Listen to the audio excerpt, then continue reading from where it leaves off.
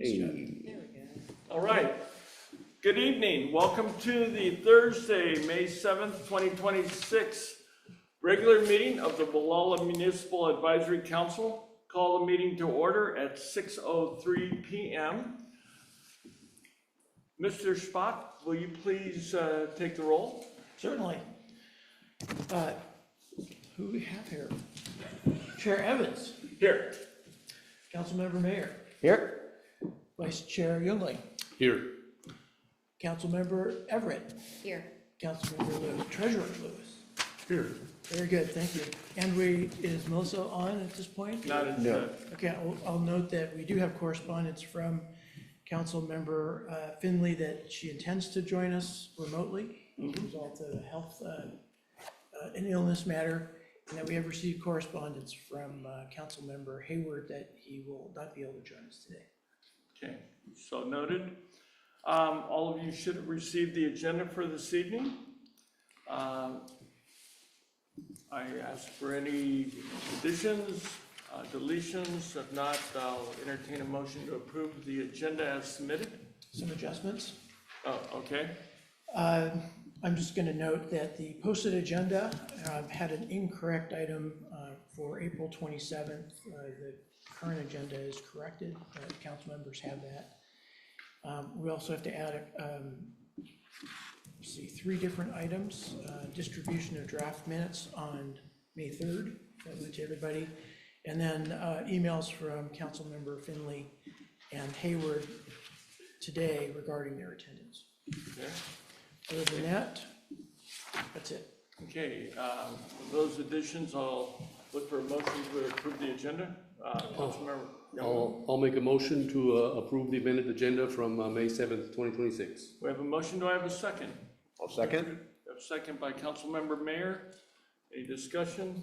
Hearing none, all those in favor signify by saying aye. Aye. Aye. Opposed? Carried. Moving on to approval of minutes from the April 1st, 2026 meeting. All of you should have received those. I would ask, are there any changes, deletions, corrections? If not, we would entertain a motion to approve. I'll move to approve. We have a motion by Councilmember Mayor, second by Councilmember Lewis. Any further discussion? Signify by saying aye. Or all those in I have favor to signify by abstain. saying aye. I will abstain from the vote. I was not at the meeting. Okay. All those in favor signify by saying aye. Aye. Aye. Opposed? None? We have one abstention. With the amended items, item number 4 is correspondence. All of you should have received that. That is a receive and file item. Going on to item number 5, Mendocino County Sheriff for Code Enforcement Report. Start off with Lieutenant Lee. Good evening, everyone. Deputy McNally is off tonight, so I'm filling in for him. So I'm sorry if I'm not quite as thorough as he is, and run through the numbers as fast as he can. We'll tell him how you did. Okay, thank you.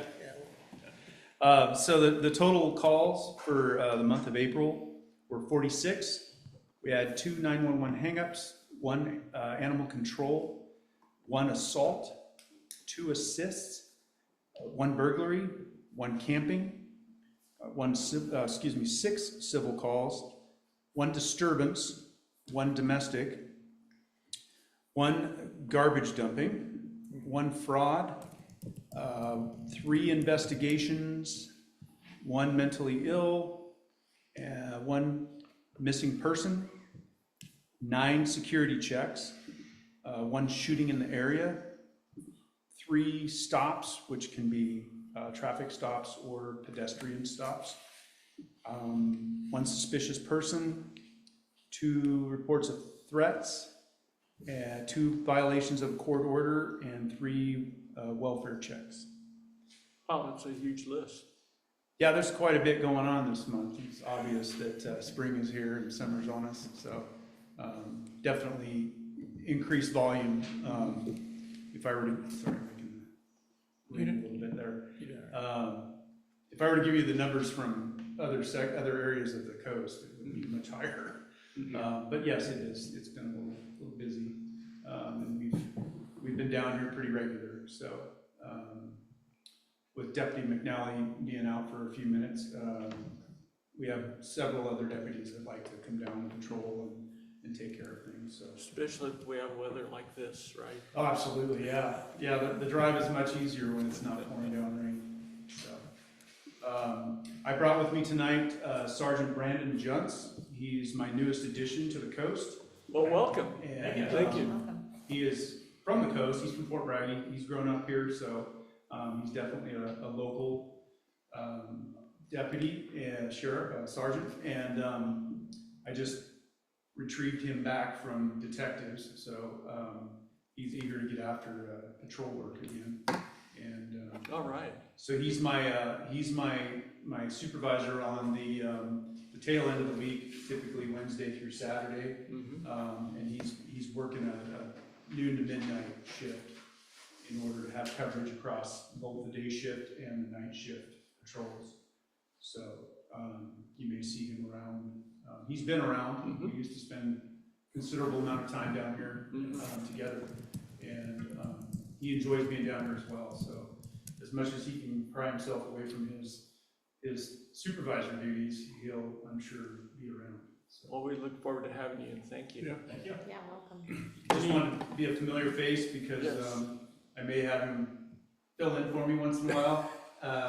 Oh, so you get a vacation? Well, I don't know. We'll see how that works out. But you know, I got a lot going on right now, and I have a lot of things on my agenda and meetings and whatnot. So before I leave, I'll leave a little pile of business cards. Oh, that would be great. Thank you. Thank you. Thank you. yeah, so I'm hoping that he'll blend right in, and he can fill in for me when I can't make it. So that's, All right. Great to meet you.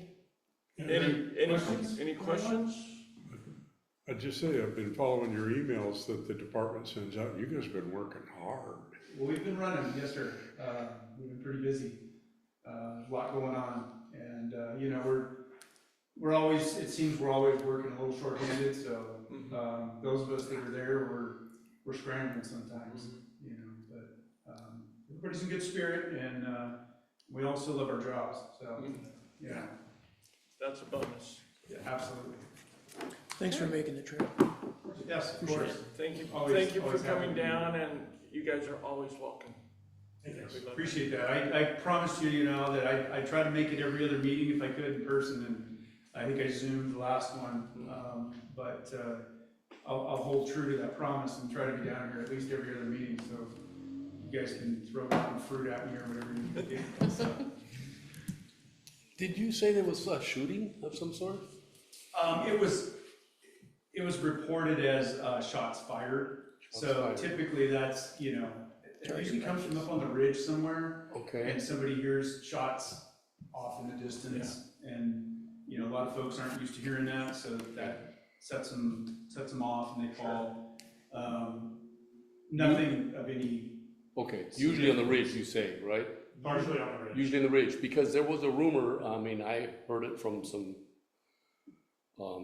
close contacts that I have, that there was something north of Anchor Bay over where Kevin and I live, up by Haven's Neck, and I wasn't sure if that was true or not, and I didn't follow up on it, so that wasn't. Not that I'm aware of. sir. Okay. Yeah, In the past, for you guys' information, maybe Kevin already knows, but there was a resident in Haven's Neck subdivision that would actually shoot at the sea lions that are down on Haven's Neck, and I thought maybe that's all it was.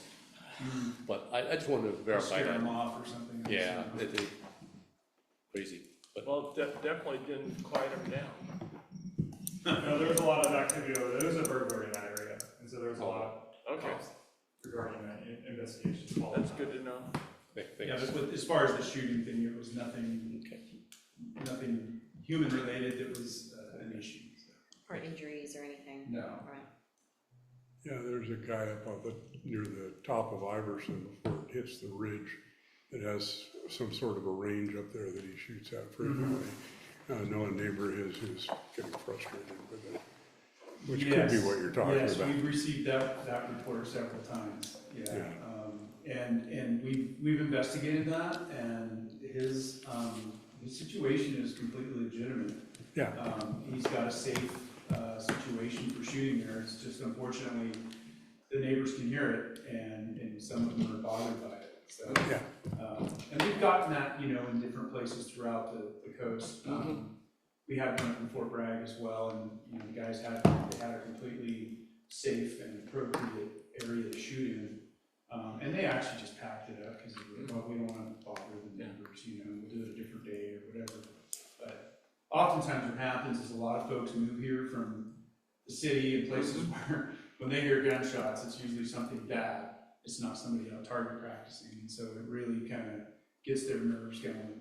And first thing they do is call us, which is fine. You know, we'll look into it. But they aren't always happy with our response when we tell them, you know, like, everything they're doing is legal and safe, and unfortunately, you know, the noise, they can't completely suppress that, so. Well, and you have to respond to all those because you don't know what it actually is. Yeah, exactly. So now they're pulling off you something important that maybe you're responding to come down for. Yeah, it's easy to quickly investigate and determine it's not anything to worry about, so not a big deal. Well, Just one more thing. You mentioned a trash dumping, and I was wondering if you could share where that was, because I actually noticed a specific spot that I feel like this has happened, and I haven't called about it, but I was just wondering. I want to say the one that I recall recent, which would have been in the last month, I believe was somebody dumping trash like in one of the dumpsters. Oh, okay. Like in the Like store or something in the like that. businesses? okay. They have 44,000 block roughly of Iverson Road Oh, well, that's not in town. Okay. Okay. up on the ridge. And those, we investigate those quite frequently, you know, if somebody's dumped trash along the road, you know, we'll respond and look into it, and surprisingly, more often than not, they leave some sort of indicia in there that indicates who it belonged to. Okay. So we've handled it numerous different ways. We've either had them go and pick it up and get rid of it, or track them down and write them a citation. Yeah. You know, so. But sometimes it's like somebody's late at night, they're dumping household garbage into the dumpsters that aren't blocked, and somebody sees it and calls us, you know. Okay. Thank you. You're welcome. Any other questions? Anything from our viewing audience? I don't see anything. I did want to mention Sheriff Kendall apologized for not being here tonight. He has a similar meeting out in Round Valley, Cobolo tonight. So. Well, tell the sheriff we miss him because we know that the pizza operation Upper Crust, their business has gone down because he hasn't been able to join us on Thursday. Okay. So I'll tell him. it's felt. Okay. All right. Anything else? Right. Thank you very much. Stay Nice to safe see out you all. there. Yeah, be Thank you safe. very much. I'm gonna sneak back in and leave a pile of business cards right here on the windowsill. Thank you. Thank you very much. Okay, we have Karen online. Karen, do you want to say anything under public comments? No, I'm good. Okay, good, then I don't have to go through the public comment, Spiel. or notice. So, public agency referrals, we have none. Old business, we have none. But we do have, under new business, I don't see anybody here from, Did you skip over? I some? did skip, sorry. Yeah. We have a presentation, sorry. I kind of skipped over that. Presentation by Mendocino County Department of Transportation on the county road maintenance plan and coastal road safety. Dave, do you want to introduce our guests? Happy to. Joining us tonight is the Director of the Department of Transportation, Mr. Howard Bashiel, and his Assistant Director, Alicia Winokur. Deputy Director of Excuse me, Deputy Director of Engineering, which is better for me. Anyway, they've come a long way to help us understand what's going on with respect to the county's road maintenance plan, as well as upcoming study of coastal road safety, which is part of the current, well, I'm gonna stop trying to guess the scope of the presentation, because Mr. DeShiel knows exactly what he wants to tell us. All right. And some of those materials are teed up for him to show us. If you want to go, just for some background, you can go to the one from January 13th this year for the Board of Supervisors. I'm actually going to talk about something that's not even in that slide yet, though. Okay. Good evening, everyone. Howard DeShiel, Director of Transportation. And as Dave said, with me here today is Alicia Williker, our Deputy Director for Engineering. So I thought what Dave wanted to talk about, Actually, based on email. Sorry, I'm gonna pause you real quick. I'm gonna slide this over so that way you can see what's going on, without having to turn completely around, and the camera can see you a little bit better. Is everybody here? All right. So I thought what they want, and I talk so loud, I probably don't even need that, although they need that For for recording. For our Yeah. recording, correct. So I hear reverberation, so am I close enough that it's working for everybody? I can just turn down that, Okay. The monitor.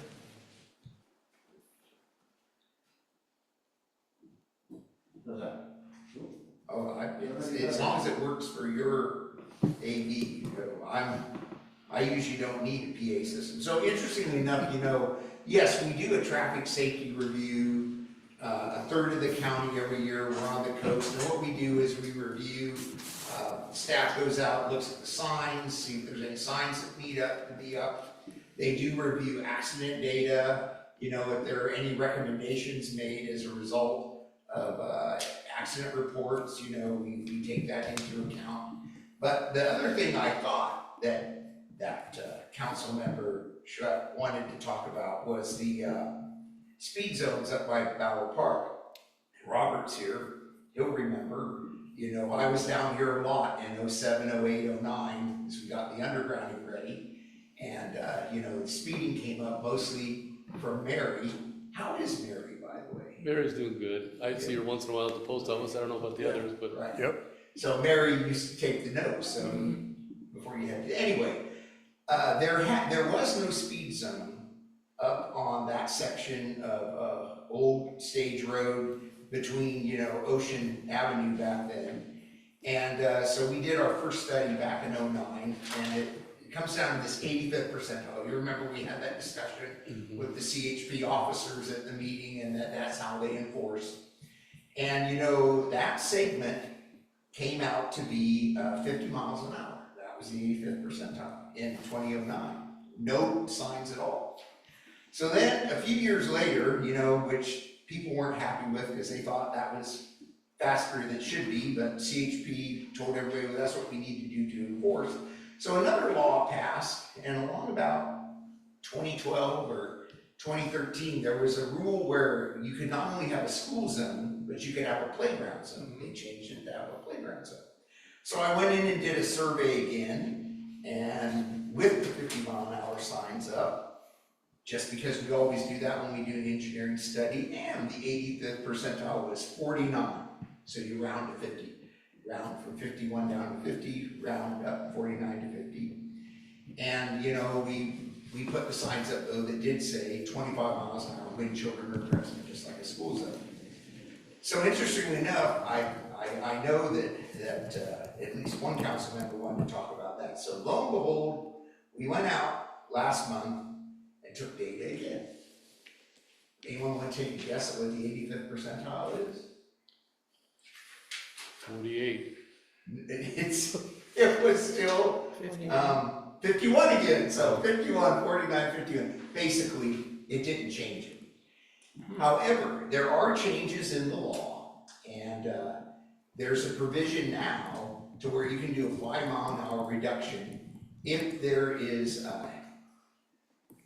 potentially or in actuality a greater capacity due to land use for bicycle and pedestrian traffic. And so with the park there and the 20 or so residences there, I think it would qualify for that.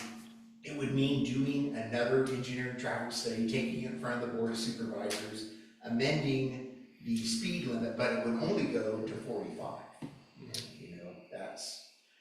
I normally would ask the majority of the people adjacent to the zone to do a petition, so that would be what we could do, and you probably wouldn't have any trouble getting a majority of the people to sign a petition.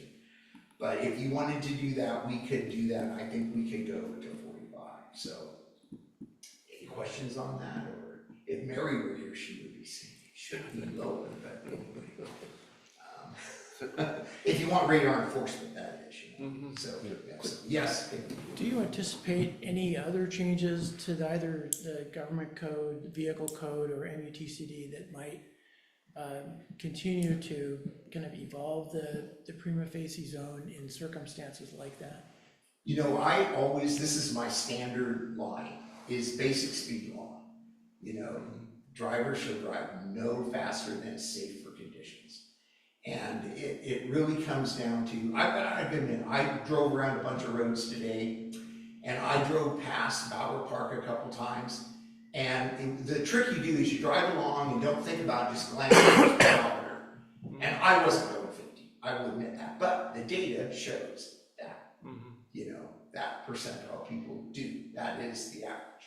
So, and normally local traffic drives roads faster than, you know, that, but I mean, as far as that's just how the enforceable limits work. And if you look at the data, there's a lot of people who drive slower than 50. You know, it's a bell curve, so. As far as them changing the rules, like I just said, there was no posted limit in 09, and it was 50. There's a posted limit in 13, and it's 50. There's a park zone, and it's still 50. So, changing the law and low, you know what I'm trying to say? What would really change? What would make people go slower? That's the thing, you know, what would? Well, I don't think changing the law necessarily does. a lower speed limit might. Well, okay, but Speed bumps. I'll tell you what, we're gonna Flashing try, lights. if you guys get your petition and I do the work to redo it, speed bumps on an arterial road like that, that's only for a little It subdivision. was a joke, Howard. Even then. You know, so let's just say, we get a petition, I do the thing, we change it to 45. In a year, of course, I'll be retired by then, but in a year, Alicia can come back and survey it and see if the speed went down. You know what my bet is? Anybody wanna? They don't state the Not gonna same. make a dent. But we'll do it, you know, if I get a petition, you know, I've always honored those and, you know, maybe lowering it to 45. And you can do it now under the vehicle code, and it is defensible in court, and CHP can ticket based on that. So radar that is, it's radar enforcement. They can always ticket based on pacing, but for radar, you've gotta be 85th percentile, and this 5 mile an hour adjustment. And we can justify heavy bike and pedestrian traffic in that particular zone, because even though the park's closed now, you know, it'll be open in a year, and you know, it'll make sense, you know. But when is that gonna be finished, does anyone It's know? a good question. Probably Okay. third quarter. Okay, so this year sometime, Oh, yeah, okay, they're well on track. well then, Yeah. yeah, you know, so. All right. Thank you. Then the other thing, Is there anything you'd like me to put question. up on the screen? why don't you just go to the presentation I did on January 15th, it's in there, January 15th. or January 13th, I'm sorry. Okay, wait, I've got a January 6th Board of Supervisors workshop. I've got a sales tax agenda, sales tax letter, sales tax presentation, and director's report from January 8th of 2019. It must be the one, The January 6th, Howard? yeah, January 6th, I've just got my dates wrong. Yep, no worries. All right, okay, that one. Yeah, Okay, okay, before great. we jump into that, are there any questions on that question. previous On the speed presentation? zone, first? okay. Yes. Yeah, on the speed zone, we're coming into the time of year where there will be heavy dirt bike, bicycle and dirt bike motorcycles driving on the shoulders of that stretch of the road. Does that affect what you're doing in any way? You know, if that's legal for them to do, speed zones, the whole idea of setting a radar enforceable speed zone is to give law enforcement a tool to give a citation. And I know when I was here before, back in the old days, the CHP guys were here, you know, and they just explained explain Do that. you mean for actually checking the speed? Is that what you're asking about? Yeah, does that affect what your perceived safe limit would be? Like, does Because it those impact kids us are- the 85th percentile, these numbers that we got? Is that, so, Yeah, to answer that, a good driver would see a kid on a dirt bike or a scooter or whatever, and they would reduce their speed because of the conditions. Right. That's how it's supposed to work. Yeah, oh, I'm. Same thing with someone on a bicycle or a walker. And we all know there are discourteous drivers out there, and if it's law enforcement here, they would say, then that enforceable speed limit gives us the tool for someone who's driving. They could even, if there was, well, like the when children are present thing, then it's 25. You're supposed to slow way down. You see, so, yeah. But it's difficult for a driver to know that kids are present or not, particularly if they're approaching the area I know. at 50 miles an hour. They're not necessarily gonna see the kids. Right. Which is the fundamental problem of the premise of that conditional prima facie limit. It doesn't work. And I will agree to disagree in that there's good sight distance. Drivers are supposed to be looking ahead, observing the road, intent on what they're doing. And, I mean, that is a straight stretch out there. It's not like there's a blind curve. Actually, there's a horizontal, there's a vertical curve as you're heading, yeah. If you enter the 25-mile-an-hour conditional zone at Ocean Ridge Drive on the north side, you cannot see the park. You cannot see the parks. But you're still not supposed to drive faster than you can stop your stopping sight distance. You know, if there's somebody just on the other side of that hump in the road, they're gonna get nailed. Okay, well, So anyway, we don't need to get into an I- argument, but it isn't, there is great sight distance from the south, obviously, but not from the north. Well, then, good drivers will just naturally slow to stay. A good driver doesn't drive faster than their ability to see the road and stop. And that's what that survey is supposed to show. They measure that many cars, and the theory is most drivers, and like I said, a lot of the data is less than 50. Yeah. Well, one last comment, and I'll let it go. The state of California has now adopted a new state highway safety plan that makes other assumptions about motorists, not the least of which is they make mistakes. Okay. And in any contest between a vulnerable road user and somebody in a motor vehicle, you can guess who's gonna win and who's gonna lose. Thank you. Alicia, you had a comment? I don't remember now, it's fine. Okay, I have a question for you, and you touched on enforcement, and that is the key issue in our area. Is we know that we have one resident deputy here, we know when he's working, and if I'm not mistaken, correct me if I'm wrong, the sheriff's vehicles do not have radars. Correct. So the only radar enforcement is a CHP, and we have one on the coast, if I'm not mistaken? I'm not sure. Okay, so my question is, even if we have the posted signs, we don't have the ability to enforce it, and unfortunately, people that live here know when our deputies are working and when they're not, and yeah. But to the credit of Lieutenant Lee and Deputy McNally, when we kind of mention that there's speeding in particular areas like the park, they will make a point to position themselves there just more as a presence than anything else. But yeah, I just wanted to make sure that I understood that as far as the enforcement and radar, is that the CHP is the only one that has radar and our sheriff's vehicles do not. That is correct. Okay. But CHP is also the one that primarily does traffic enforcement, not the sheriff. Then the main reason for that is CHP gets a portion of the gas tax for that purpose, and the sheriff doesn't. I mean, that is the reality. Okay. The vehicle enforcement of the vehicle code lies with CHP. You know, I wish I had, it's 21 years in this job, and my standard answer is, my number one call I get is potholes. But you know what my number two call is? Speeding. Speeders. I mean, so, and what you just said, I've heard that at many public meetings all over the county.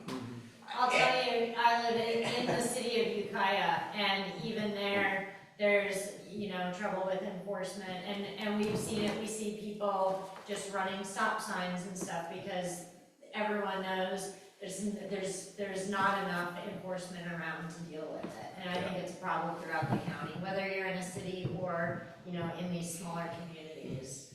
So if you don't want radar enforcement, and you just want a lower number on the sign, that's fine, the board can do that. But I'm not gonna sign an engineering study that if an officer makes a probable cause stop and a good defense attorney decides he's gonna take on the engineer's report and show that it's wrong, it doesn't follow the code, to where the guy gets off.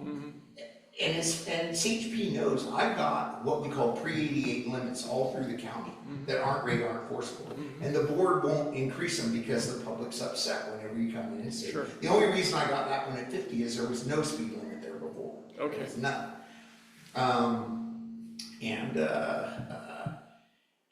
That's just where we're at. I mean, the engineering study is the engineering study, and the numbers are the numbers.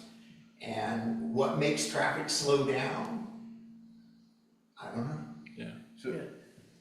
Sorry, so Flashing lights. to go back real quick, you said the board can post a lower speed limit, it just isn't radar enforceable? Every study I take to the board has an alternate motion, which is to reject my engineering traffic study, so that it's null and void, and just set whatever limit they want. So far, they haven't done that, but you could compel them to do that if you wanted to.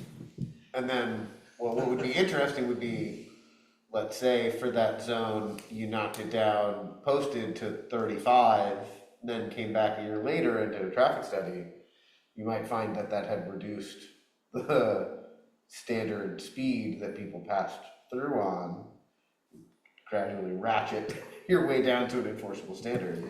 But even if you just posted it at 35, I think that would have some effect. So, you know, again, I've been doing this a long time, and I didn't mean to get into this argument. So I have 35-mile-an-hour zones out there that have been posted since before 1988. And every once in a while, we'll get a CHP to come in and say to the board and to me, we want to do radar enforcement here. And I will do the 85th percentile. I'll give you the best example I got. First one I did. Horrible thing, North State Street, Ukiah, out by Grant Construction. 3 high school kids, because a lot of them that go to Ukiah High live in Redwood Valley, ripped through there one night, hit a tree, triple fatality. Not unlike the tragedy about a year ago, close to here. Yeah. Okay? CHP comes into the boardroom and says, it's posted 35, we can't enforce it. I did a radar survey. You know what the limit came out to be correctly? 50. Yep. We posted at 50. You know what I see now, even to this day, when I drive through there, and then we're talking back to 06, 07, when I did that.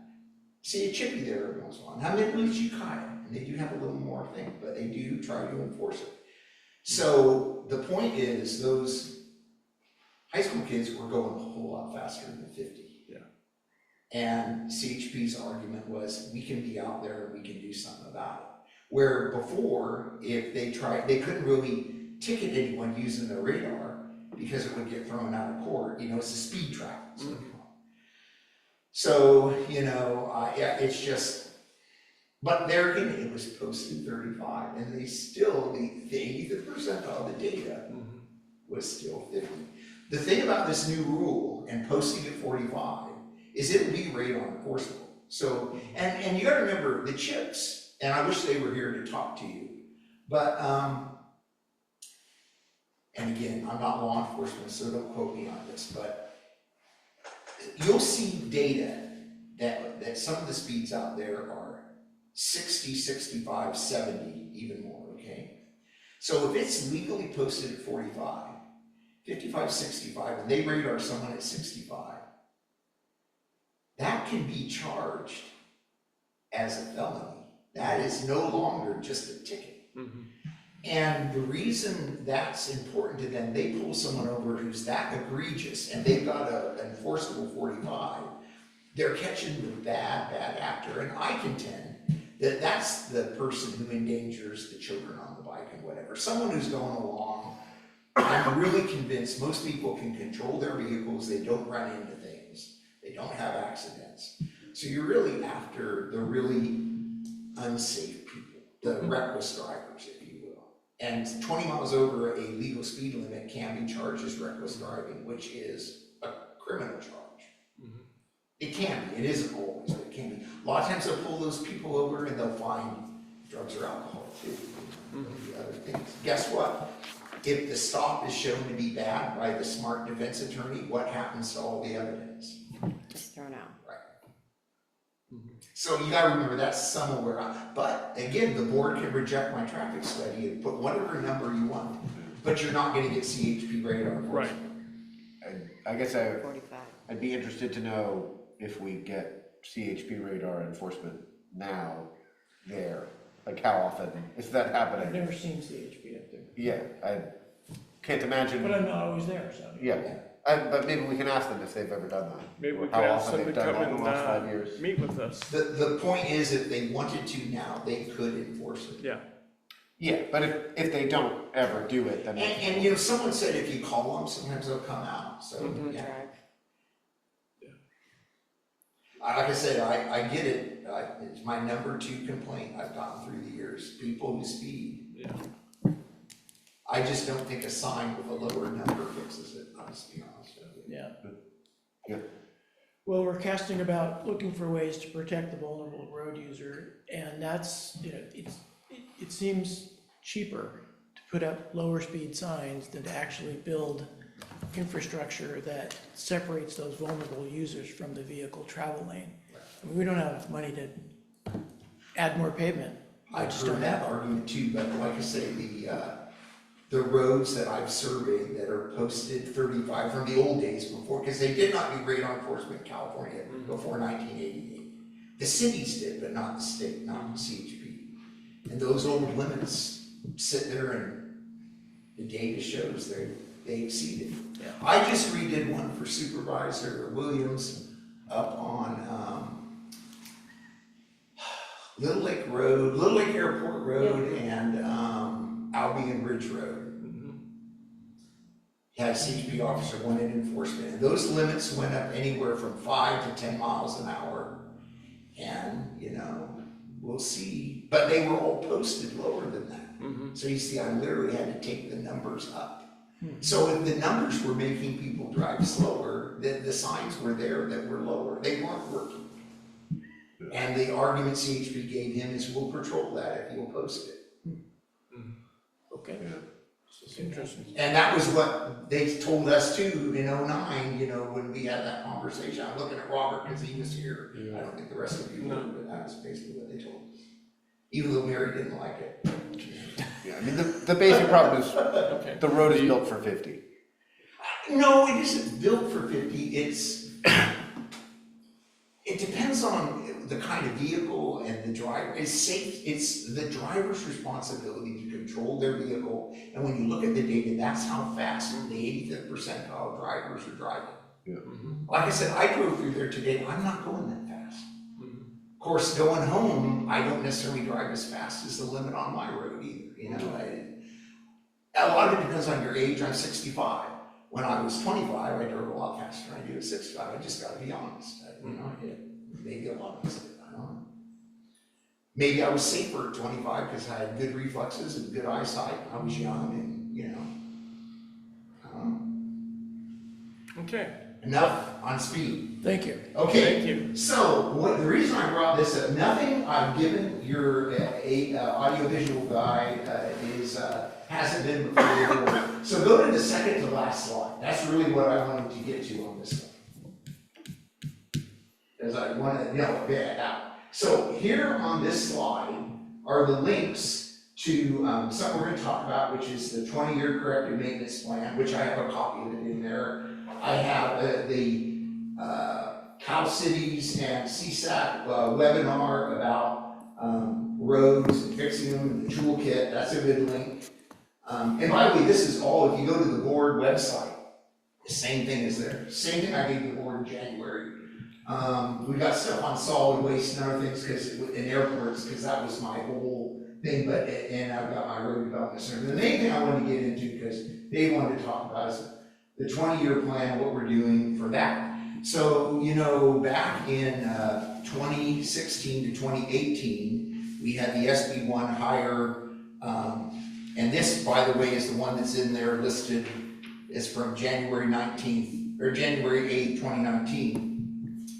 And basically, I took the revenue we expected from that, and I came up with a plan that would treat with a little over $100,000 in 20 years, about 357 miles of road.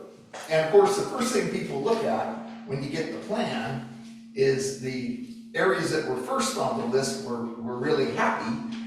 But in 20 years, you know, there's some of them that are farther back. And your area is, you know, year 15, 2033, 2034, so it's still a way, no, I'm sorry, I got the wrong page. It's, Yeah, I think 3 of our key arteries, both Iverson, 10 Mile, and Old Stage were last, and I had a communication with you, and you indicated you thought that it might be 2001. And I was just informed that it probably won't be yeah, having it's road all work until published here. 2037. Yeah, this is the plan though, and it's been out since 2019. Right. I started working on it in 2020. So then, you know, the other presentation was the board is contemplating, they haven't done it yet. You know, what about, you know, if we have around 650 miles of surface streets and this plan only covers roughly half of them, how are we ever going to get to the streets that aren't in this plan, which tend to be the more main roads and collectors? And, you know, that's this idea of a 1-cent sales tax, and that is the other presentation I've got in there, or at least I got the poll, the opinion poll that was done on it. So if you want to bring that one up, it says FM3 presentation, the opinion poll. That's the one that the board saw on March 10th. Again, you guys can go online, you can listen to my presentation, the whole thing. If you go listen to this one, you'll hear Alicia, you'll hear the other deputy directors talk about the whole department. I don't want to belabor that tonight. It's really nice though that you can go into the channel and you can listen to these old presentations. So while Henry's looking it up, the Board of Supervisors has referenced the number of $1 million per mile that it will cost to maintain the roads. How accurate is that number? So that number is a number I use that is really more like a Replacement. Highway 1 thick pavement overlay. I'll give you an example. Back in 2009, under the Obama administration, we had something called ARA, American Recovery and Reinvestment Act, I think it was. And that is the program where the department got $6.5 million, and we did segments of what we call federal aid roads. And the closest one to you was a little bit of Fish Rock Road that goes from the highway back to Old Coast Highway, and you know that got paid. That was thick asphalt, you know, 4 inches thick, what we call an RRR, which if you read through this stuff, I explain all this terms, but that's rehabilitation. That ran about $500,000 a mile back then, and that is probably going to cost $1 billion a mile now. So what we do instead, and some of the surveys and information, if you go through the slideshows, is we do something more like what we did on Philo Greenwood.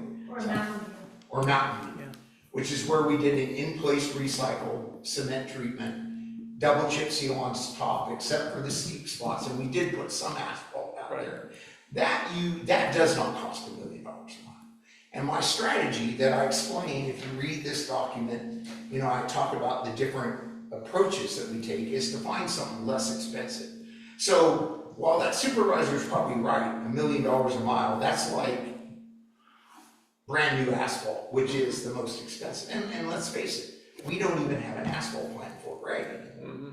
Every bit of asphalt we do, in fact, the asphalt we did on Fish Rock, even in '09, came out of granite in Ukiah, you know.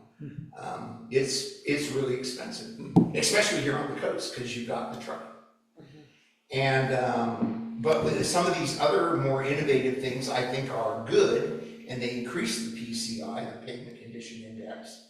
And again, all those references I had on that other slide, you can go read about PCI and study it all you want to. But this plan basically treats around 350 miles of road in 20 years for a little over $100 million, and we pay as we go because that money comes in. And if we did get additional revenue, and let's say there was a sales tax and we got additional revenue, then what we would do is do the other half of the roads that aren't this plan. And it still will probably take another 20 years to finish them, but Who does, or who determines that priority list? you know what? You're looking at it. Okay, And I've got to say, the board asked me the same question when this came out, and I said, we could probably do any one of these projects right now in year one. But if you're pay as you go, you got to start somewhere. And I did start with roads that were more vital for the overall network. Some of the earlier roads I did were like Flynn Creek Road. Of course, Compsheek High Road had been done under ARA.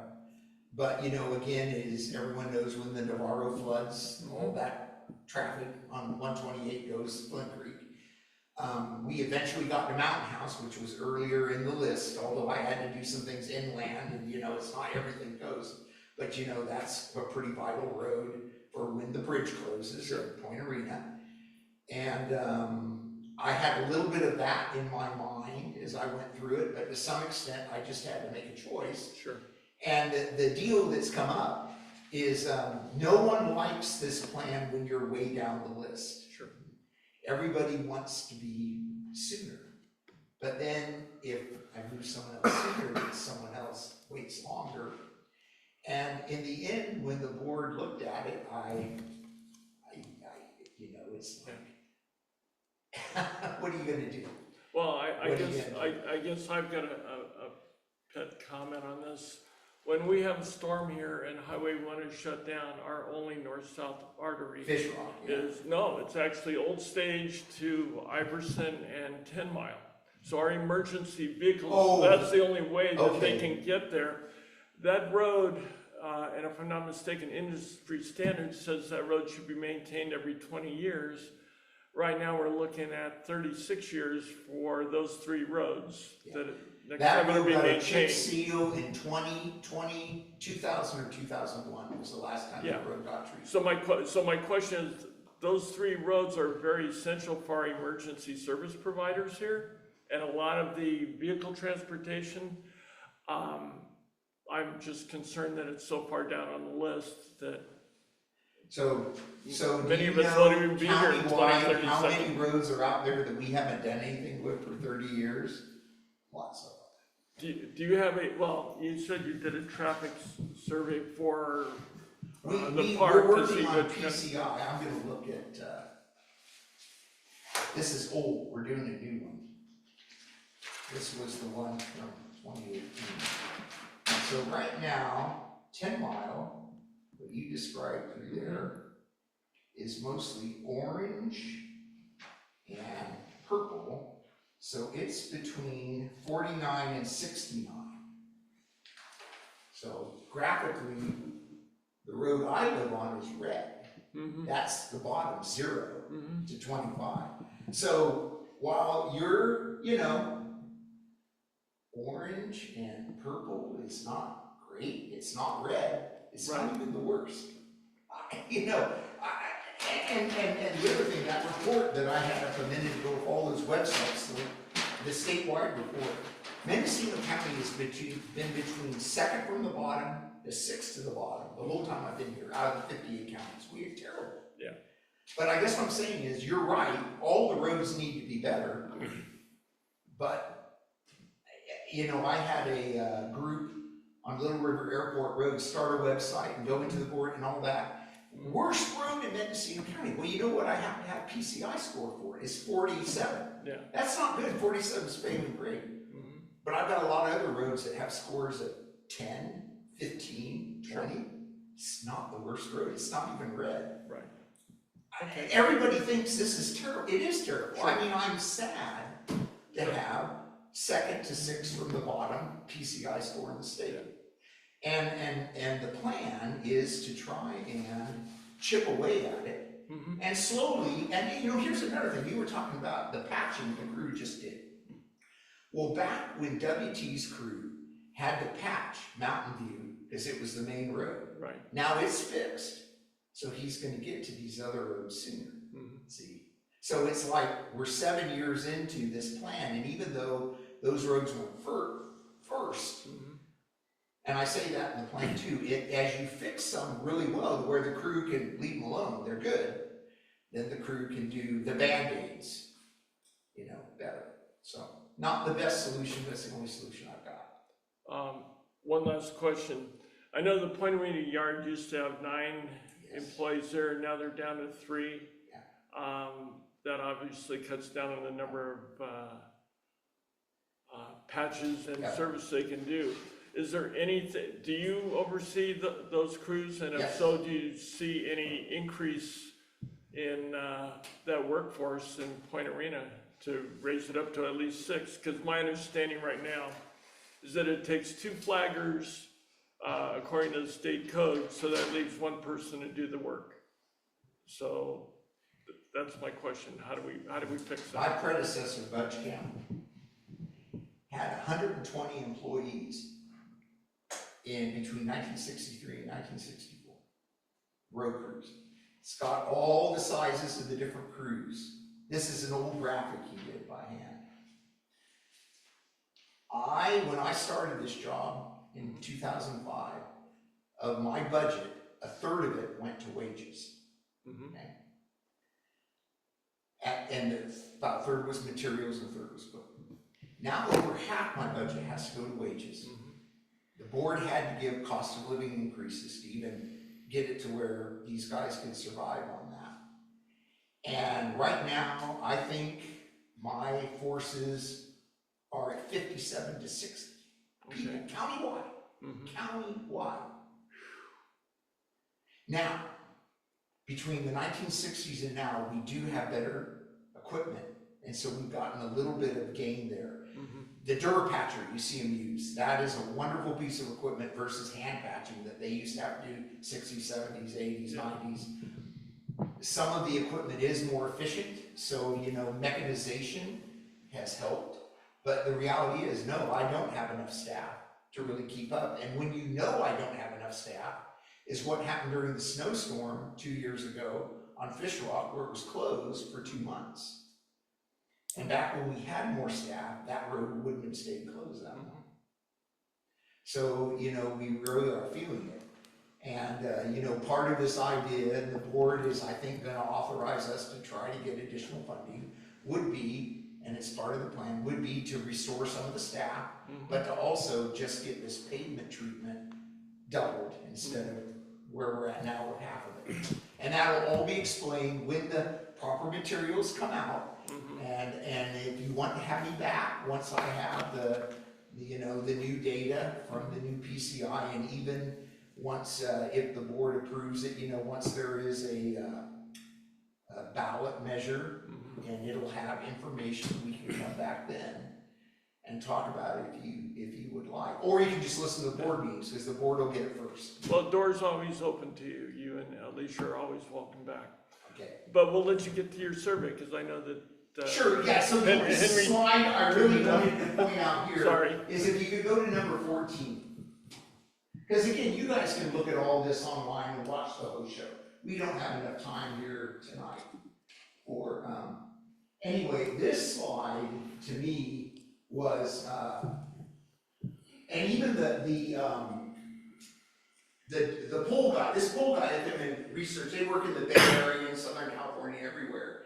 And things like, some of the, what's the next slide, but you notice the number one, the highest thing, permanently resurfacing potholes, preventing roads from deteriorating further, because I do that too. You know, when we did, for instance, Mountain View and Philo Greenwood, we did FDR and rebuilt the stuff that was really bad. We permanently resurfaced it. but there were some areas that were still okay. That's even true out here on Old Stage. Not all the segments are that bad. Right. Some of them are, and those you just chip seal, you know, so you can get more bang for your buck. But those were the things, prolonging the life of the roads, preventing more deterioration, but the number one was permanently resurfacing those potholes. So whatever expenditure plan I come up with, this survey does it. The next slide, if you would, the number 15, the guys from the Bay Area are really surprised. You know, they said, oh, usually when we do these surveys, pedestrian walkways, well, I know that's important today, but you'd probably be the one that answered the question here. Yeah, it was the only one. But you might have been the only one. That was it, yeah. But they were just amazed that the numbers were so low. And what that proves is, these are all important to everybody, but our surface conditions are so bad that that's what the public's saying. So, not that we won't still, I mean, right now, Alicia's got a project going on our number one priority, Safe Route to School project in Covelo. That is a school that has a large working class community, living very close to school. There's a lot of children, you know, and it rated well, statewide competitive. She's Talk looking at about that. speeding issues when children are present. They're gonna do all that, yeah. They're doing the expensive traffic calming, yeah. Okay. But it's one that, so we still do those things. I'm not saying those are off our radar, they're not. But as far as what we're hearing from the public, especially when it comes to, you know, if we got more funding, we gotta get the roads a little better than second from the bottom. Does that answer kind of what you were after? Do I need any, and again, I just welcome you to watch these full presentations. You can watch me talk, watch the board ask me questions. You got a copy of all of it. Yeah, Howard, what I was hoping for to answer your question, Sure, you looked sure. at me and asked me a question, was really what you have presented to give GMAC and whomever is listening in a better understanding of what you guys are contending with, which is a rather enormous problem, Right. complicated by geography and topography Yep. and no money. And weather. All these things, Yes. and the fact that you are understaffed, and you know it's a complicated lift that you guys are trying to do, because a lot of people who are down here, they don't necessarily travel throughout the county, they don't see the other roads, but these are the roads that they're on all their time, and they're concerned about it. So that was thing one, was to help people have a better understanding of the context of your work. Thing two, there may be a vote coming along. And it's much better, in my opinion, and I think my colleagues on the council share this, for people to approach a vote with some information in their minds. And unless the community hears from you guys, we don't have direct access. It's great that, you know, you do shows at the Board of Supervisors. Well, it's 2 hours away, Yeah. and it's happening during the day, so a lot of people cannot attend. So one of our functions as a council is to ask people like you who know what's going on to come and help us learn more about the situation. So you've really done that, and you've done it really efficiently, and I thank you for it.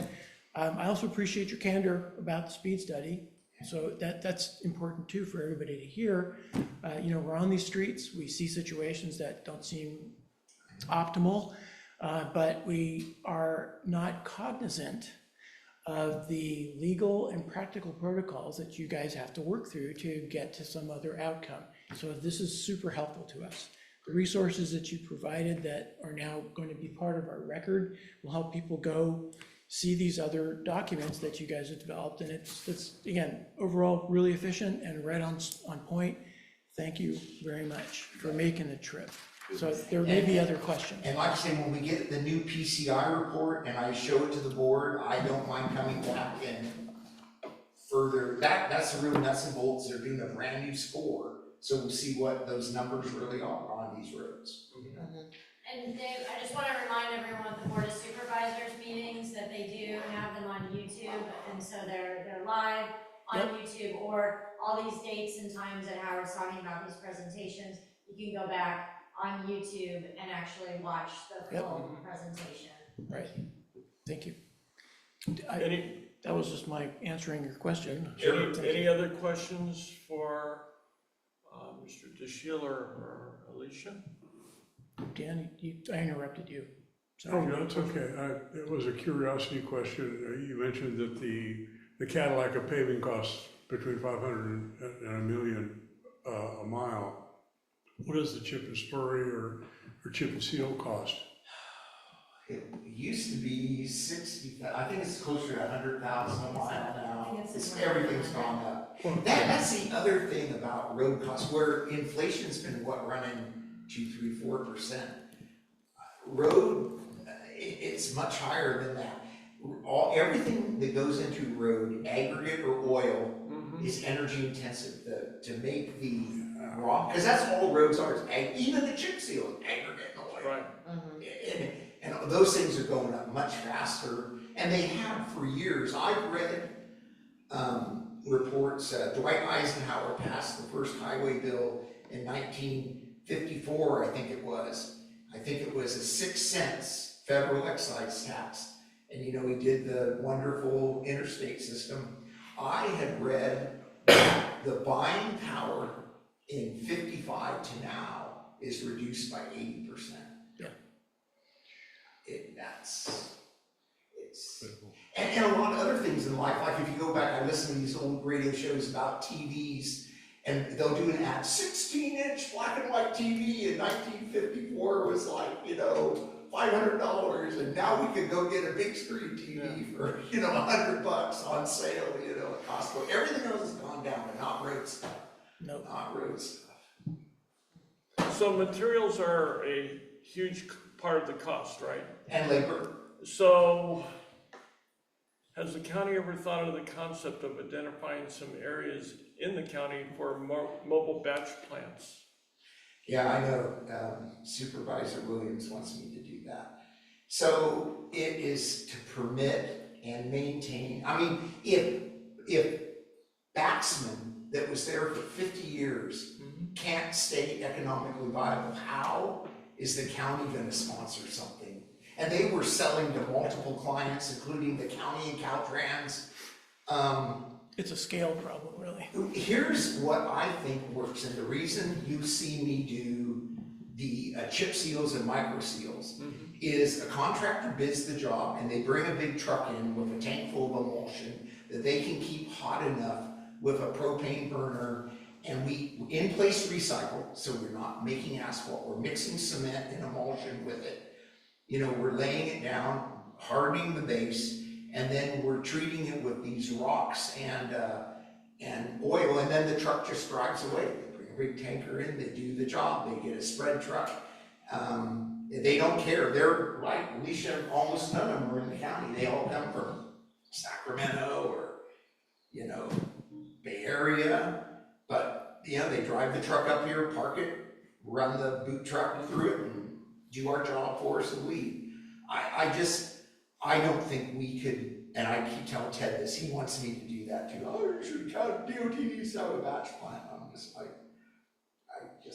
you'd have to, for one thing, that little machine you see us take around, we keep a tank in Willits with propane on it, and we fill a hopper tank to go all over the county with those machines, because Willits is central. But just the propane and to keep the oil warm, and it's not even oil, it's emulsion. That's really expensive.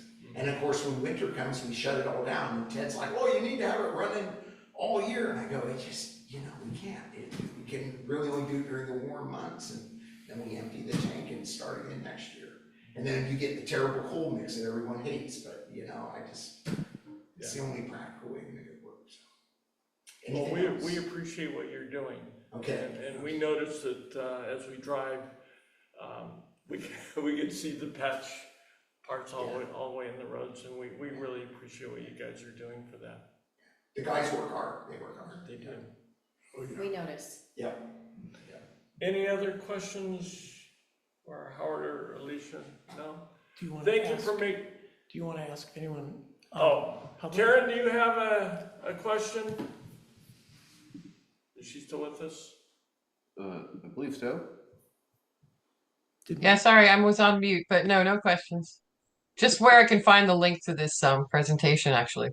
We'll put it on our website, and as Howard said as well, it's on the county website. It is, but you can use these and that, this presentation was given to the board on March 10th. So in fact, if you want to go into the county website for March 10th and click on the video Alicia talked about, Yeah. you can watch it. You can watch me talk. You can watch the board ask me questions. You can hear Dave call in, who was the only public comment at the time. It's all on YouTube. I'm sure I can find it. Can you go back to page 1 just so I can note the name again of the presentation? One of, Or this presentation? this one? Actually, Okay. the agenda summary was F7 or R7 on March 10th, item R7. And I've got that attached there, the agenda summary is one of the documents. Great. And, Karen, I'm gonna put everything, that Howard gave us onto the website. Okay. So this presentation will be on there, and the, agenda summary, he just referenced will be on there as well. So it'll be, I've got, 5 documents that I'll be putting up there. Great. All right. And I can let you know when it's there. Okay. All right, any other questions from anybody in the audience? I think we're good. Thanks a lot. Thank you so much. Good to Have see a you. safe trip back. Thank you. Thank you. Thank you both. Safe journey back. Yeah. That's a good idea. Thank you. That box off. I better do that. When she's done. You guys go. Okay, public agency referrals, we have none. Old business, we have none. Zipping right through this. New business, we don't have anything. Rick's not online, and Mr. Felipe? Camacho did ask me, however, to convey to him his comments in response to this particular agenda item. And if the chair you want to would read like, it? I can do that. Sure. Okay. Read it So- for the record. I received correspondence from Mr. Camacho yesterday, and he asked me to read this statement in response to our agenda item. He said, Magdalena continues to look for ways to deploy new housing in Gualala. We've successfully brought housing to 6 communities across 4 counties in Northern and Southern California, and we can deploy in Gualala as soon as a permitted property with water, power, and sewer is identified. Rick Craddy's 10-acre property in China Gulch is an ideal site due to its size, location, and permit possibilities, but currently lacks a water source. Power and sewer are available, close parent. A temporary approval to truck in water would solve the issue, and the permit could be terminated once the local water moratorium ends. He closes with many thanks to everyone who's offered suggestions and guidance. Okay. Can Can we get a copy of that for our record? Sure. How would you like that Just handled? send it to Henry and we can put it as an attachment. Okay. Forward moment.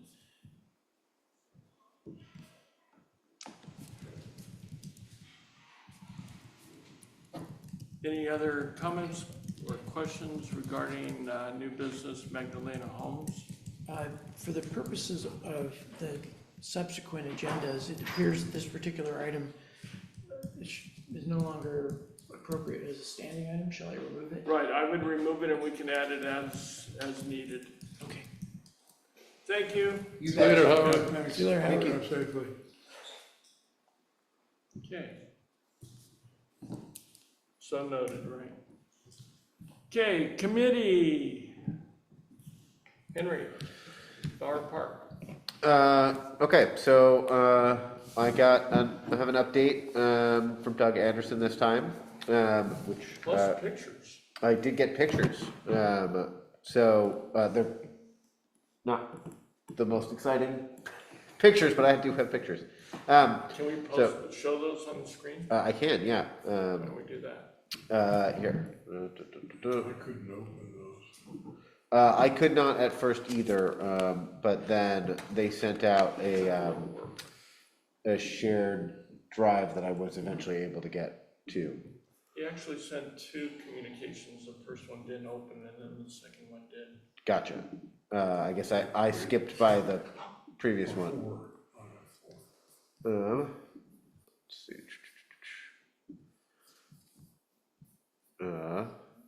Well, Henry's Doesn't seem to bringing want to that go up. over there. The good news is that the park project's moving forward. Yeah, here, I'll read this out first and then I'll show the pictures. Okay. So the contractor has been making good progress lately, nearing completion of the concrete work around the new playground area for both age groups and the accessible path from the restrooms. Most recently, they have begun the demo and excavations for the tennis and pickleball courts and the basketball court. And said a few more photos of the completed site improvements around the ball field and restrooms. The spillway crossing repair has been backfilled and graded as they are now preparing to replace the circuit path once the threat of rain has passed. We did encounter some modifications that were necessary to ensure proper drainage around the restroom, but we are still on track to complete close to 90% of the design elements. Our current task is working through the cost breakdown of the finished items with the contractor, so we can authorize the portion of phase 2 that will fit our budget. We'll be reaching out to discuss our options with the GMAC group when we have all the numbers. So, Good. 90% is not as good as 100%, but could certainly be worse. Okay, so now let me bring up. So while you're looking for that, do we have any information on, once the park is completed, how it's gonna be maintained? Have they given any indication on that? Nope, not as of yet. You know, in theory, they are on the hook for the maintenance as per their agreement with the state, but that doesn't mean they're gonna do it. Okay.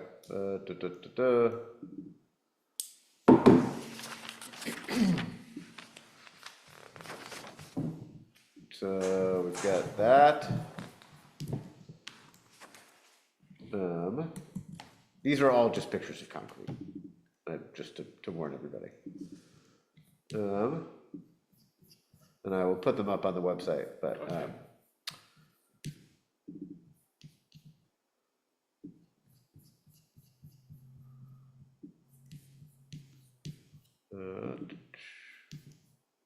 it is evidence of work done, and it's not the otherwise the most aesthetically pleasing viewing.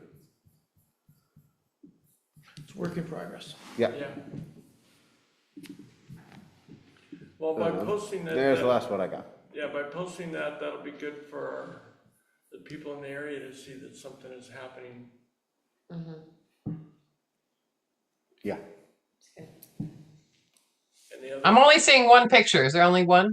Oh, sorry. Let me see. Yeah, I'm gonna have to.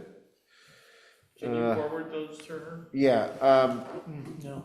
Or put them on the GMAC website Yeah, or I'm just gonna something? put them on the website. Website. Yeah. Big. I will put. I'll dump all these files onto the website tonight, even if I don't get the YouTube video all sorted out tonight.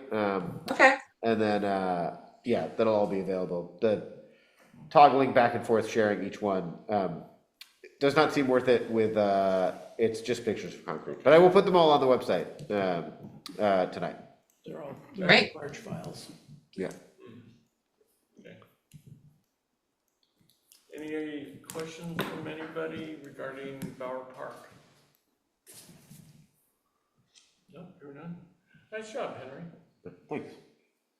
Okay, next item, Caltrans SR 1 wall of downtown streetscape. Dave, do you have anything to report tonight? Do you want to step off? We're still not through the We're moving, no, we're not. right-of-way phase yet? Oh, wait, okay. Okay.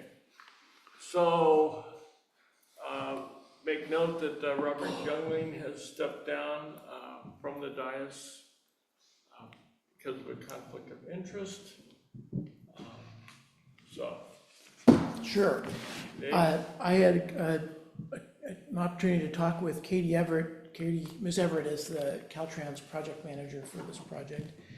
And just a few kind of milestone items.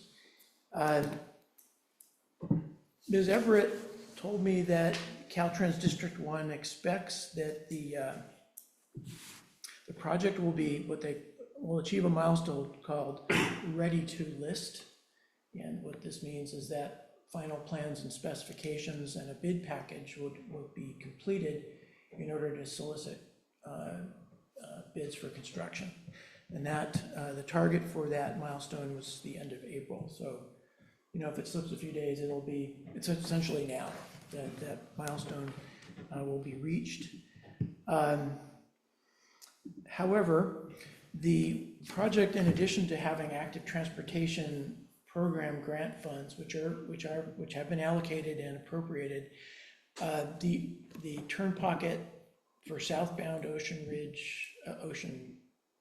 Drive is funded by something called SHOPP, State Highways Operations. It's a different funding source. That particular funding source is presently, the allocation of that funding source is presently under review by Caltrans, by the California Transportation Agency statewide, and that activity will not be concluded by the Transportation Commission until August. So what that means is that the schedule presently is that bids will be solicited for construction in August-September timeframe.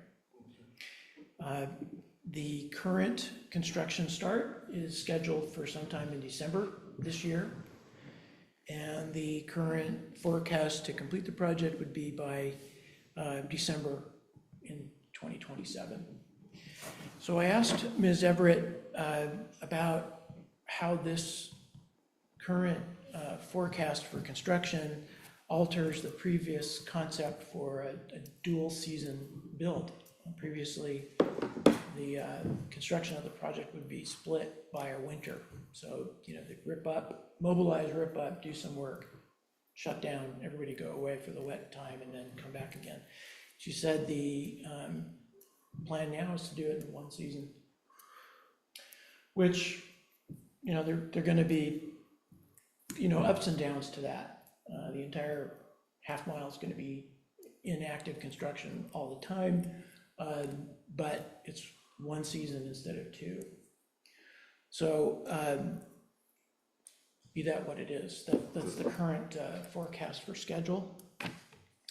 The project has to be all buttoned up by December in 2028. When I say all buttoned up, construction would be completed by the end of 27, but there's typically you know, ongoing work to maintain erosion control, sedimentation control. There are areas that will be revegetated, certain, you know, landscaping installed. All of that has to essentially be established before the project and its elements are turned over to the state for maintenance. So that'll be about a year, and that's not unusual. The other question I asked Ms. Everett was the status of the agreement for landscaping maintenance between the county and Caltrans, and she told me that that has been executed. So, Wonderful. which is a big deal, and that's something that this council worked hard to achieve, and Councilmember Mayor, certainly your championship has made a big difference in the realization of that agreement, so congratulations. Thank you, that is a huge relief. Yes. So regarding right-of-way, the member has, you know, inquired about the status of right-of-way. At this point, all of the right-of-way transactions have, if they haven't been completely concluded, the agreements have been executed with the exception of those property acquisitions related to the Bauer Limited Partnership. All of those acquisitions are presently moving through the legal condemnation process, and that is essentially at the behest of the Bauer Limited Partnership. Is not the state's preference. It's somewhat more costly to the taxpayers, but that's what's happening. And the Caltrans District 1 expects that in time for a December launch of construction, that they expect to have complete control of the site. So that's a possession order, that's a legal action. And then the conclusion of those right-of-way matters, the condemnation and the appropriate compensation to the Bower Limited Partnership would occur likely over the next 12 months. So all the pieces are falling into place. Schedule slipped, not super surprising, but the schedule's on, this project is live. All good news. Any questions? So once they award the contract, will we be able to work with Caltrans as far as determining which end of Gualala they're gonna Great start question. construction? Caltrans will solicit bids from contractors, and the sequencing will be part of that, those proposals. I don't know, I do not know the extent to which Caltrans will continue to consult with the GMAC or the community regarding sequencing. I was gonna say, We understand that the county, that the coastal development permit includes conditions that require public notice, working with landowners, particularly sensitive landowners like the school, landowners that are dependent upon access to the frontage seasonally, such as the farmer's market and the community center. And having seen these types of projects in the past in other locations, I fully expect that Caltrans will, of course, honor those commitments for consultation and notice. It's too early to know exactly how those things will manifest. yeah, if you could please share with them, we would be happy to put that on our agenda. I've done When that. they're ready to do that presentation, I think it would be very informative for our community.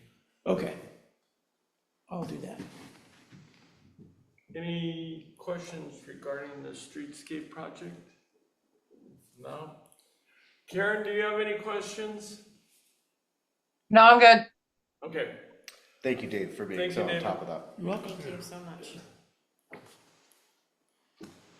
well, while we're at it, welcome back, Robert. You want me to come back? Okay, local coastal program and town plan. David, do you have any updated information for that? Yes, a little bit. The Grassroots Institute did hold a session. I think I talked about that when we met in April. They haven't published a schedule for their next quarterly forum, so it's bound to happen. And when I get an announcement, I'll if it's okay, I'll send that out to the council members. I did send an email to you all. It was a forward of an email that I received from the planning department that gave notice that the planning commission was going to receive presentations on the visual resources and cultural resources analyses for the LCP update.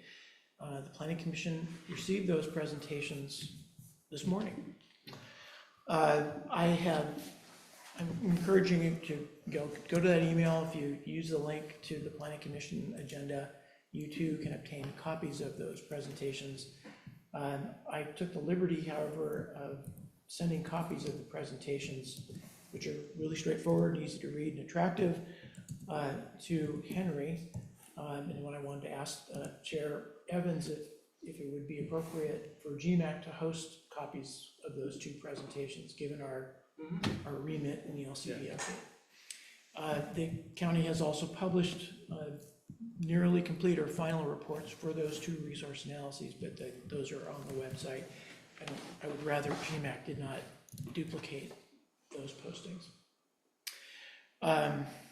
Interesting stuff. The council also, Planning Commission also received a presentation on the 7th cycle housing element update.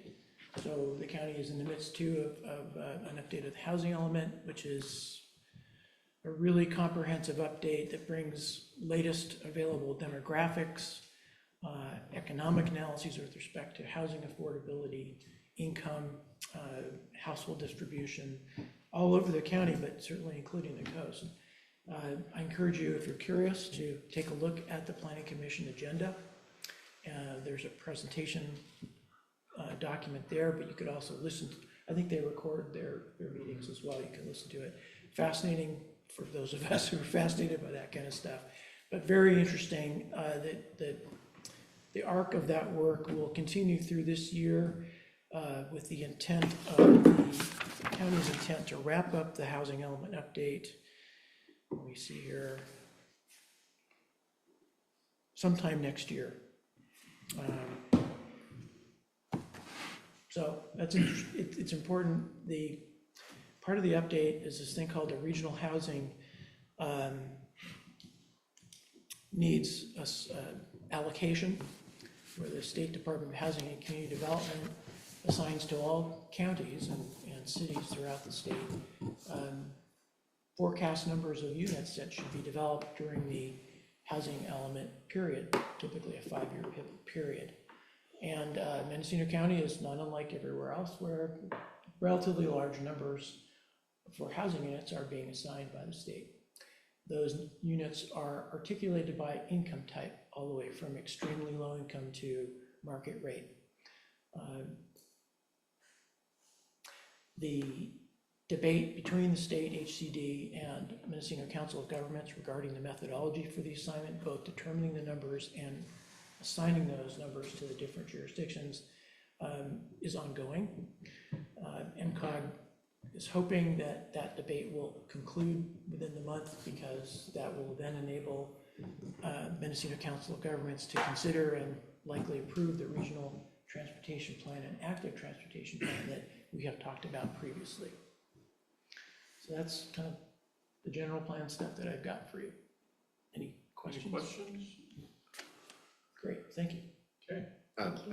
Just my one question, so for putting on the website, the things, everything that you sent me, I should put on there, right? I think the two presentation PDFs, I think those were the only, I'm reluctant to duplicate postings of formal documents because we get into a record issue. yeah, We're not the custodian of those documents, whereas these two presentations, yeah. they don't have any legal consequences regarding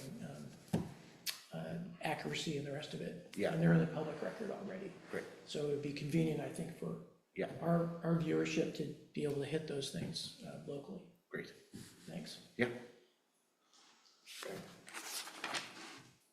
No questions. Okay, on to economic development. Robert, do you have anything?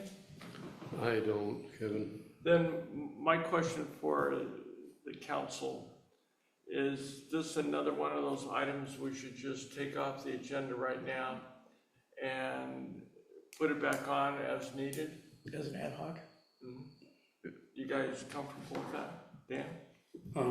There are some merchants that are talking about doing something like the Pamela Point Arena Merchants Association, which is an active group that meet regularly. They do things, they put on events and so forth, and help sponsor events.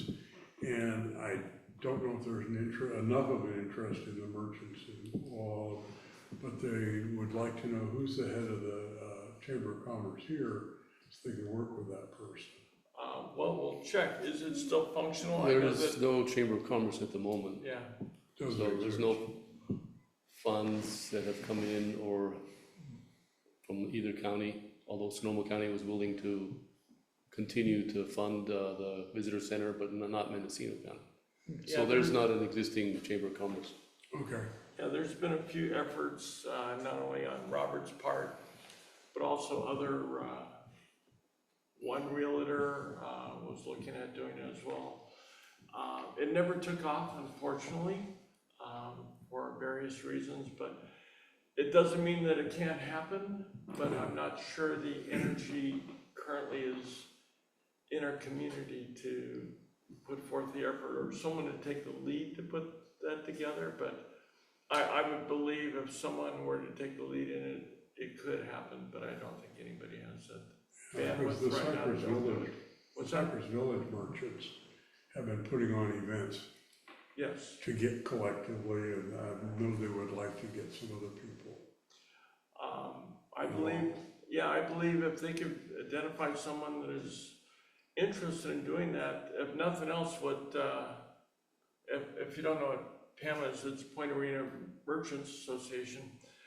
They basically put together one sheet listing all the businesses, their contact information, that would definitely be helpful for all our short-term rentals and hoteliers. But I think it's just a collection of that information that is kind of holding things up. But they also work with the city for the fireworks event, the 4th of July events, the They're a very active group. almost Fringe Festival that just happened, and they draw, 1,000 people into a small town like that. Yeah. But, so, and I think that's an excellent idea. So what do we want to do with the economic development report or committee? Visit Mendocino County, you're not seeing anything from them? I mean, I remember getting on the website here a month or two ago, and I saw that they mentioned us much more than they had in the past, but that was about it. And nothing really happens with the sign that we've talked about. Yeah, the sign, I think they lost their momentum and their steam when the county defunded them. They cut their budget in half, and so they had to look at other means to generate revenue to provide the equal services. They were looking at putting together a ballot measure to help fund it through the TOT, but that never surfaced either. So I think they're doing the best they can with their resources. I just got a notice today from Visit Mendocino on some of their activities, but other than their newsletter and information distribution like that, I don't think they're actively doing anything else to organize groups, much like a Chamber of Commerce in our communities. But it's not to say that that can't change, but I'm not seeing it currently. Well, let's go ahead and keep it because it's fun just to chat about it. It's a good product. Yeah. That's good reason, isn't it? Plus, that keeps my name on there at least in one place. Going on to the next one, website, social media, telecommunications, community broadband access.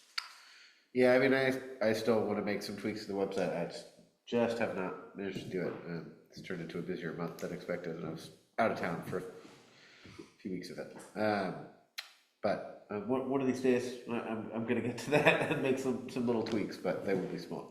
Well, we appreciate your effort or at least tackling that, and we know that Zach is a very good support person as well. So between the two of you, you put your expertise and heads together, I think we're going to benefit from it. Yeah, one of these days he's going to be called upon to do the tech setup. So hopefully,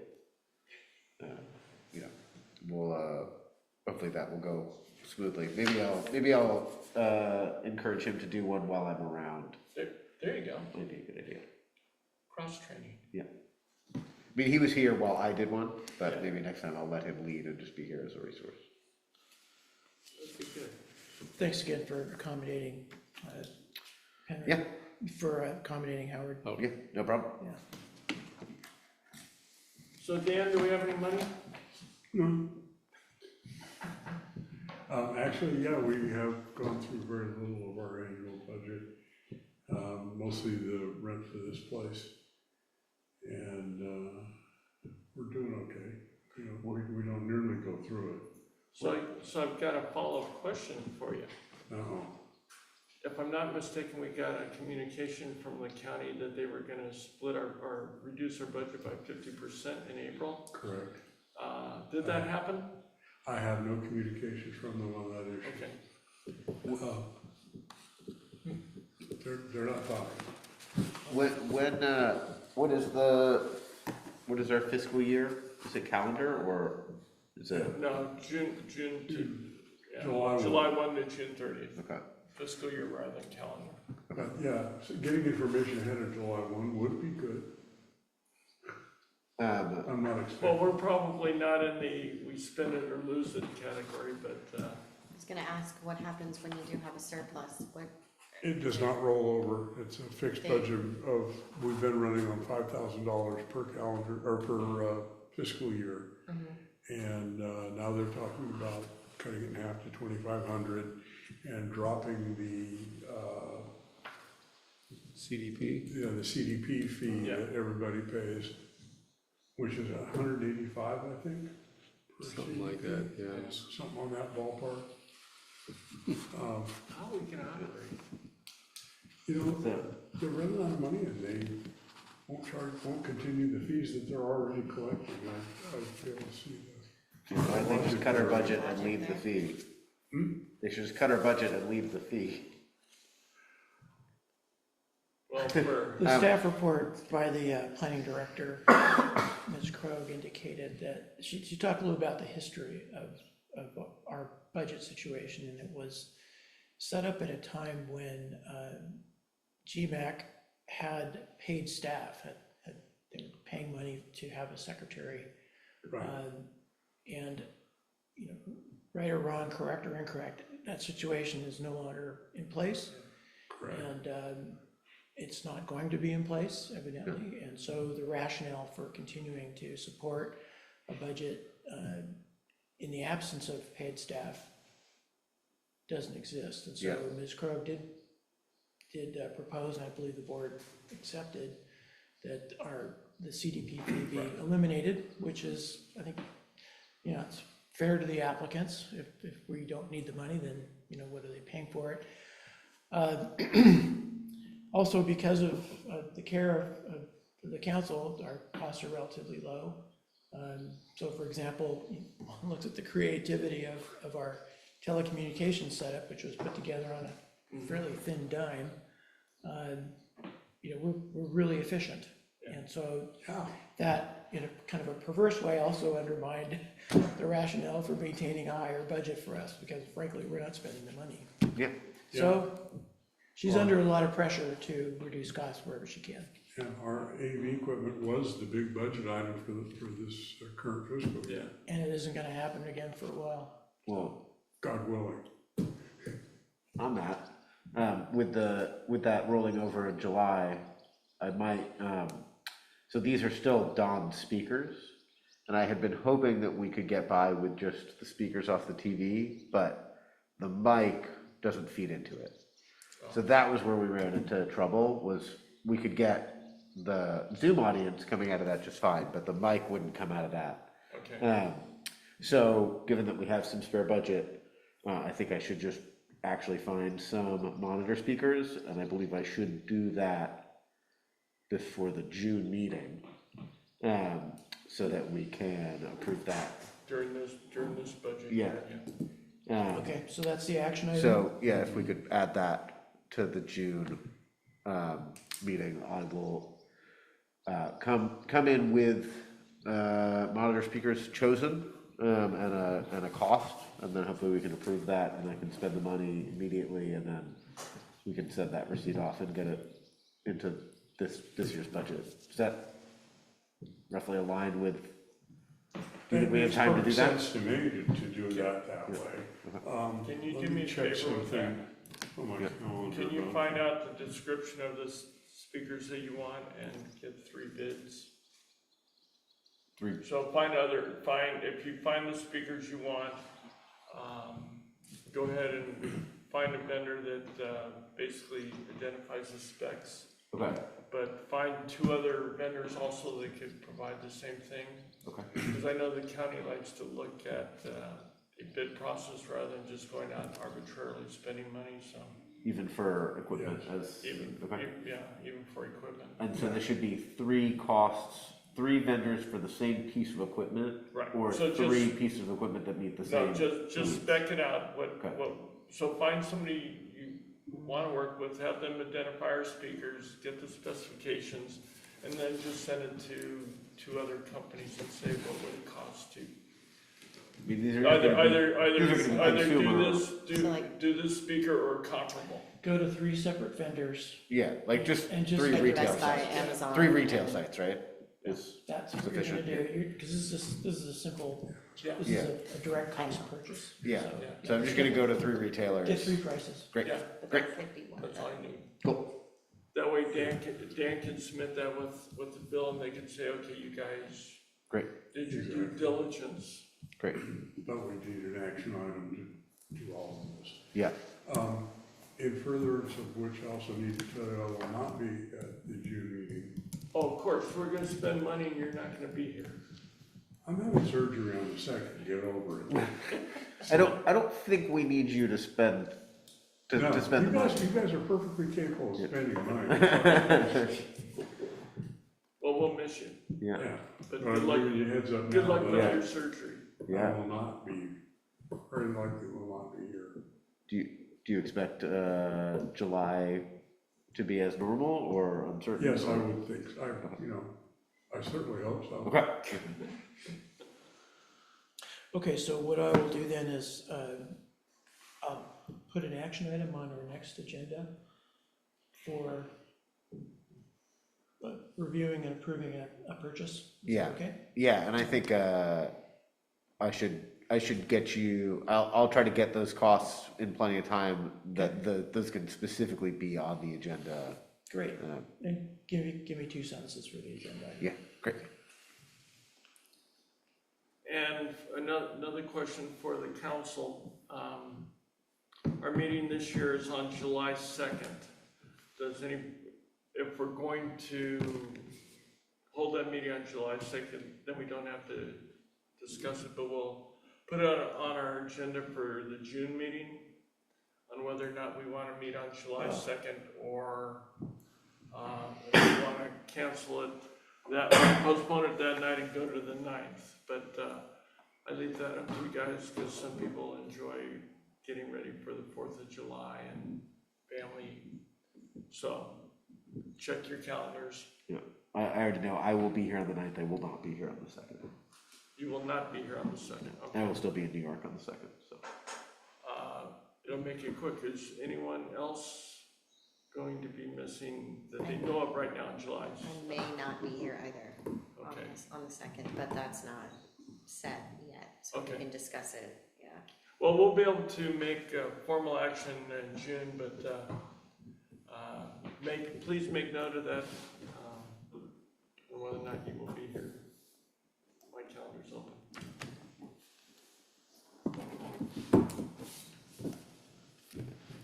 I'll know more on the 20th. Haven't forgot. Oh. Okay, going around the table. Nicole, do you have anything for the good of the order? No, I would like to, I know you guys were talking about the Economic Development Club Committee. And we briefly spoke a little bit about the sign, and I would love to gain more knowledge on that. So I don't know, I know you're considering dropping it altogether, but I actually am sort of interested in that, and so I was wondering if I might gain some more knowledge in what you guys have found out so far, and maybe connect with Visit Mendocino. And I'll reach out to Jamie Conley. Something like that, right? Yeah, Jane. I'll reach out to her. Okay, well, that brings us, we haven't adjourned yet. Let's go back to that economic development. We can add 3 people to that. Would you like to be on that committee? yeah, I would actually. Okay. Yeah. Any objections to the council? If not, Absolutely not. okay, then we will add you to that committee. So we'll have 3 people there and Dave will make sure that's added to our next agenda. So I will send you, Jamie Conley. I have a card somewhere at the office. She's in my I don't phone, remember I'll her look name. at it. Okay. Anyway, I'll send you her contact information as well. She's really excellent to work with. She was the one that kind of reintroduced the idea of the entry sign. It was a Visit Mendocino entry sign, and we identified a place, walked the site, and yeah, then it kind of died. It was their plan that they were going to get funding to be able to put these Visit Mendocino signs at all the major entry points into the county. And then with their budget being cut in half, that went by the wayside. Got it. So Then it went poof. Yeah. who knows? Okay. But You know what, I'll actually reach out to Jamie and see if we can get an update on some of those projects. If she hasn't deleted me from her phone by now, Or blocked. or blocked. Dan, do you have anything for the good of the cause? I do not. Robert? Other comments? No, I don't at the moment. Okay. Dave? No. Henry? All good? Melissa's not here, so we don't have the ability to have her to make a motion to adjourn. So would someone like to make a motion to adjourn at 7:48? Please, go ahead. I'll make the motion that we do that. Motion I by, shall second. yeah, motion and second to adjourn. All those in favor? Aye. Aye. Aye. We stand adjourned at 7:48 PM. Thank you. Dave, thank you for bringing Howard. Oh, Yes. he came of his own accord. Are we turned off? No, I will do it right now. Thank you, Karen. Thank you, Karen. Bye. Night, Karen.